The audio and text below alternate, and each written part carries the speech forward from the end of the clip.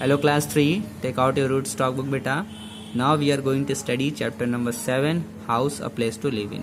ठीक है, हाउस के बारे में पढ़ेंगे. नीड ऑफ हाउस में देखिए सबसे पहले क्यों हमें हाउस की ज़रूरत होती है. तो बता रहा है कि हाउस को सभी को ज़रूरत होती है रहने के लिए. सब लोग घर के अंदर रहता है और यहाँ बता रहा है कि हाउस जो है वो हमको बचाता है, प्रोटेक्ट करता है सन से, हीट, तेज धूप से, बारिश से, ठंड से, ठीक है, और तेज हवाओं से भी बचाता है. और बता रहा है कि चोरों से भी हमें बचाता है और किससे, जंगली जानवरों से भी, ताकि कोई भी जानवर जो है हमारे घर के अंदर न घुस पाए, कोई भी चोर जो है वो घर के अंदर न घुस पाए. बता रहे हैं कि कुछ हाउस जो है वो बहुत बड़े होते हैं, कुछ हाउस बहुत छोटे होते हैं. तो जो हाउस बहुत बड़े होते हैं वो बनते हैं आपका सीमेंट से, ब्रिक से, ठीक है, इन सब चीज़ों से बनते हैं. तो उनको हम बोलते हैं पक्का हाउस. जो सीमेंट से बने होते हैं, सीमेंट, ब्रिक, इन सब से बने होते हैं, उनको हम बोलते हैं पक्का हाउस. और पक्का हाउस को ही हम बोलते हैं परमानेंट हाउस. अब बता रहे कुछ जो स्मॉल हाउस होते हैं, स्मॉल जो छोटे घर होते हैं, कमज़ोर घर होते हैं, वीक, वो बने होते हैं क्ले से, मड से एंड बाम्बू, इन सब से, यानी बांस से, मिट्टी से मिलके बने होते हैं. उनको हम कच्चा हाउस बोलते हैं. और कच्चा हाउस आप अधिकतर गांव में देखेंगे. अब देखिए आगे है एन आइडियल हाउस, यानी एक अच्छा घर. तो एक अच्छा घर कैसा होना चाहिए ये आपको बता रहा है. तो एक अच्छे घर में क्या क्या चीज़ें होनी चाहिए. तो सबसे पहले बता रहा है एक अच्छा घर जो है वो आरामदायक होना चाहिए, साफ सुथरा होना चाहिए, ठीक है, सेफ होना चाहिए. दूसरा नंबर है ये हवादार होना चाहिए, यानी कि घर के अंदर जो है हवा बाहर की आए और घर की अंदर की जो गर्म हवा है वो बाहर चली जाए. ठीक है, यानी घर के अंदर जो है वो हवा आनी चाहिए और जानी चाहिए. ठीक, यानी कि जो दरवाज़ा है और जो खिड़की है वो आमने सामने रहे, ताकि घर के अंदर हवा, बाहर की अच्छी हवा आए और घर के अंदर की जो गर्म हवा है वो बाहर चली जाए. अब आगे देखते हैं हम लोग. इट शुड हैव, बता रहा है गुड ड्रेनेज सिस्टम. कह रहा है कि इसके अंदर प्रॉपर ड्रेनेज सिस्टम, यानी कि पानी निकलने की व्यवस्था होनी चाहिए. जब तेज बारिश होती है तो बारिश में पानी जमा ना होने पाए, बारिश का पानी आसानी से निकल जाए. और बता रहा है कि पानी की व्यवस्था यहाँ होनी चाहिए, प्रॉपर पानी मिले आपको, हर समय पानी यहाँ उपलब्ध रहे, और जब नल चालू करें तो पानी आना चाहिए. ठीक, और बता रहा है यहाँ पे कि ये इस तरीके से बना होना चाहिए, ठीक है, एक अच्छा घर, कि उसके अंदर सुबह सुबह की जो धूप है वो आपके घर के अंदर आए, यानी कि सूरज की रोशनी जो है वो घर के अंदर आए. और बता रहा है कि ये ज़्यादा बिजली ना उठाए, ठीक है, बिजली बचाए आपका, और नेचुरल डिसइंफेक्टेंट. और बता रहा है कि आपका घर जो है उसको सैनिटाइज करते रहे, ताकि उसमें कोई भी जर्म्स वगैरह जो है एंटर न कर पाए. ठीक है, अब आगे देखिए क्या बता रहा है. Windows should have proper knitting. अच्छा, खिड़की पे जितने भी जो खिड़की हैं घरों में उन पे जाली लगनी चाहिए, ठीक, ताकि मच्छर मक्खी जो है आपके घर के अंदर न घुस पाए. और बता रहे हैं किचन, टॉयलेट, बाथरूम, इन सभी जगहों पे जो है एग्जॉस्ट लगना चाहिए. एग्जॉस्ट यानी कि ऐसा चीज़ है जो कि इनके बैड एयर को बाहर निकालता है. एग्जॉस्ट देखे होंगे ना, स्कूल में लगा हुआ एग्जॉस्ट, तो गर्म हवा को बाहर फेंकता है. तो वैसे ही किचन, टॉयलेट और बाथरूम में भी एग्जॉस्ट की व्यवस्था होनी चाहिए, ताकि जो बैड स्मेल है और जो गर्म हवा है वो जो है वो बाहर निकल जाए. अब देखिए रूम्स इन हाउस. हाउस में किस तरीके के रूम्स होने चाहिए, कौन कौन से रूम्स होने चाहिए बता रहा है. तो कह रहा है कि स्मॉल हाउस हैव 1 और 2 रूम्स. देखिए छोटे घर में 1 या 2 रूम होते हैं, जबकि बड़े घर में बहुत सारे रूम्स होते हैं. Each room is use for specific purpose. और हर एक कमरा जो है किसी खास चीज़ के लिए यूज़ किया जाता है बड़े घरों में. छोटे घरों में क्या होता है, एक दो रूम होता है और उसी में ही सारा काम होता है. There are various rooms like kitchen. अच्छा, बता रहा है कि किस किस तरीके से रूम होते हैं, कौन कौन से रूम होते हैं बड़े घर में. तो बता रहा है किचन होता है, डाइनिंग रूम होता है, ड्राइंग रूम होता है, स्टोर रूम होता है, स्टडी रूम होता है, बाथरूम होता है. ये सारे रूम्स होते हैं. किचन में क्या होता है भाई, किचन में सबको पता है खाना बनता है.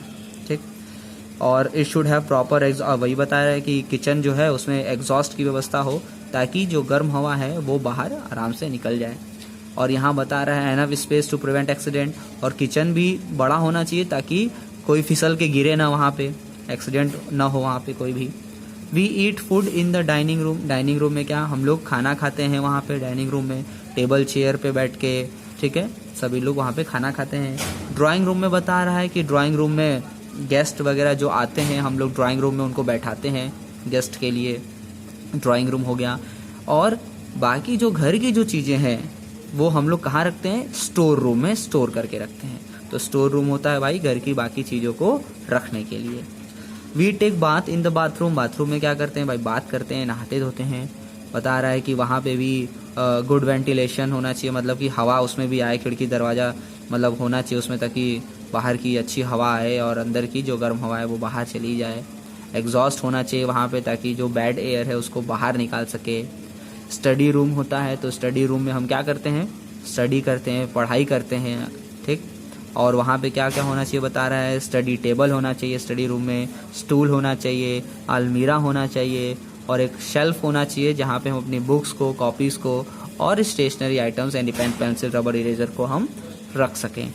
अब आगे देखिए यहाँ पे बाथरूम और बेडरूम का दिया हुआ है। देखिए बाथरूम में भी प्रॉपर एग्जॉस्ट दिया हुआ है पूरा बढ़िया से, रूम में भी खिड़की दरवाज़ा है काफ़ी।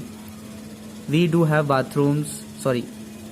Bedrooms to sleep at night. अच्छा कह रहा है कि बेडरूम होता है, हम रात को सोते हैं बेडरूम में। गेस्ट रूम होता है, गेस्ट रूम में भाई हम लोग गेस्ट को बैठाते हैं, गेस्ट लोग के लिए वो होता है गेस्ट रूम, और बाकी चीज़ों के लिए भी होता है, ठीक। आगे देखते हैं हम लोग।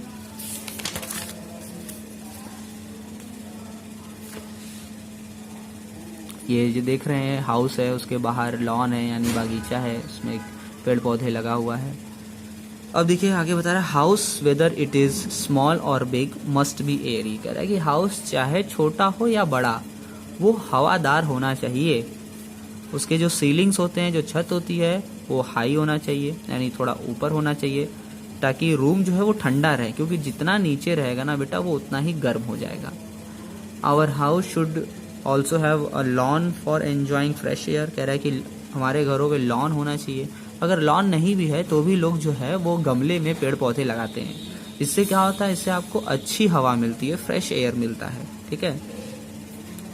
और बता रहा है कि फ्रेश एयर मिले, सनलाइट मिले and a place for children to play. और अगर लॉन है तो भाई बच्चे जो हैं उस लॉन में खेल सकते हैं। It should be so constructed that the rain water does not. अच्छा ये बता रहा है कि इस तरीके से बना होना चाहिए कि बारिश का पानी पाइप के थ्रू जो है वो आराम से निकल जाए, इकट्ठा ना होने पाए कि छत पे जमा हो गया या नीचे आपके घर के नीचे जमा हो गया गड्ढा होके, तो नहीं होना चाहिए। Boundary wall must be constructed around the house. House के चारों तरफ बाउंड्री वॉल होनी चाहिए। अगर आप खुले में हैं, अगर बाहर आउट एरिया में हैं तो उसमें बाउंड्री वॉल करवा लीजिए घर के चारों तरफ, ताकि चोरों से और बाकी जो जंगली जानवर और जो फालतू जो जानवर है जो घूमते फिरते हैं से, उन सब से आप बचे रहें, वो अंदर न घुस पाए घर के। Every door and window should be installed with good locking system. कह रहा है कि सभी खिड़की दरवाजे प्रॉपर लॉकिंग सिस्टम होना चाहिए उसमें, ठीक है। ये नहीं कि बंद कर दिए फिर खुला छूट गया और ताला वाला उसका है ही नहीं, उसके अंदर कुंडी है ही नहीं, तो वो चीज़ नहीं होनी चाहिए। प्रॉपर लॉकिंग सिस्टम होना चाहिए ताकि हम अपने सामानों को सेफ रख सकें। अगर हम कहीं बाहर जा रहे हैं तो लॉक वगैरह अच्छे से लगा दें ताकि हमारे जो सामान है वो बचे रह सकें। अब देखिए अगला है क्लीनलीनेस। अब हाउस है भाई, घर है, तो घर की साफ सफाई भी बहुत ज़्यादा ज़रूरी है। जैसे हम अपनी साफ सफाई करते हैं, नहाते धोते हैं, वैसे ही घर को भी साफ रखना ज़रूरी है। We should keep our house clean and tidy. वही बता रहा है कि हमें घर को साफ रखना चाहिए, ठीक है, सुंदर बना के रखना चाहिए, जर्म से फ्री रखना चाहिए, सैनिटाइज करते रहना चाहिए।